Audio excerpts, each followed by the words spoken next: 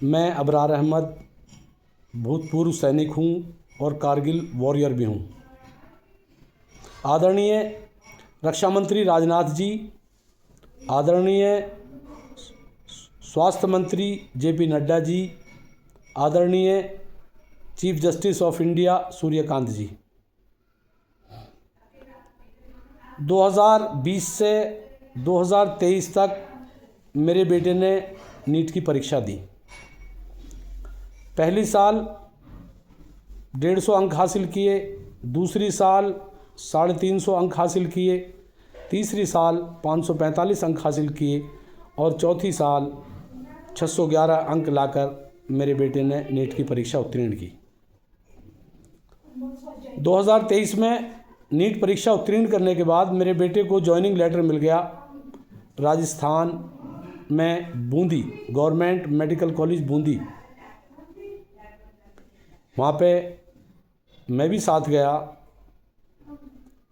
मेरे बेटे ने एग्ज़ाम के से पहले जो रजिस्ट्रेशन होता है, अपने जो ओरिजिनल मार्क्स थे, ओरिजिनल कागज़ थे, वो सारे लगाए और जब जॉइनिंग लेटर मिल गया तो राजस्थान यूनिवर्सिटी में एडमिशन के टाइम भी अपने ओरिजिनल मार्क्स जो थे वो सारे सर्टिफिकेट सारे लगाए और 1 साल तक जो भी फ़ीस कॉलेज की थी, हॉस्टल फ़ीस या कॉलेज फ़ीस, वो भी सारी जमा कराई।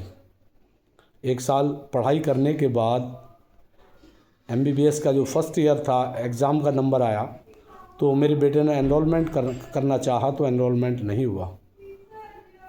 बताया गया कि आपके बच्चे के टोटल मार्क्स तो 12th में 56% हैं, लेकिन फिज़िक्स, केमिस्ट्री, बायो में जो मार्क्स हैं वो 49.67% हैं, 49.67% हैं, इसलिए आपका एनरोलमेंट नहीं हो पाएगा।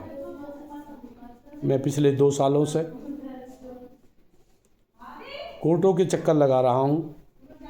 मेरे बेटे को अगर वहीं पे रोक दिया जाता 2023 में तो मेरे बेटे की अच्छी तैयारी थी और 1 साल और तैयारी करने के बाद और दोबारा 12th कर लेता और 2023 में 12th देने के बाद दोबारा नीट दे देता और अच्छा कॉलेज हासिल कर लेता। मेरे बेटे को 1 साल के बाद रोका गया, MBBS की 1 साल पढ़ाई के बाद रोका गया, जो उसका सिलेबस ही बदल गया। और जब बच्चा MBBS पढ़ाई करते करते उसका एनरोलमेंट रुक गया तो बच्चा इतना प्रेशर में आ गया, मेरा पूरा परिवार इतनी परेशानी में है।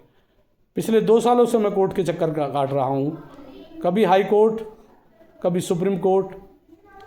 अब 12 अगस्त 2025 से चीफ जस्टिस साहब की अदालत में मेरा केस पेंडिंग है, जिसे सुना नहीं गया। मैं अपने मंत्रीगण साहब, अपने चीफ जस्टिस ऑफ इंडिया साहब से गुजारिश करूंगा कि अगर ये सीट किसी और को दे दी जाती तब भी मेरे मन को शांति हो जाती कि किसी का बच्चा MBBS कर रहा है।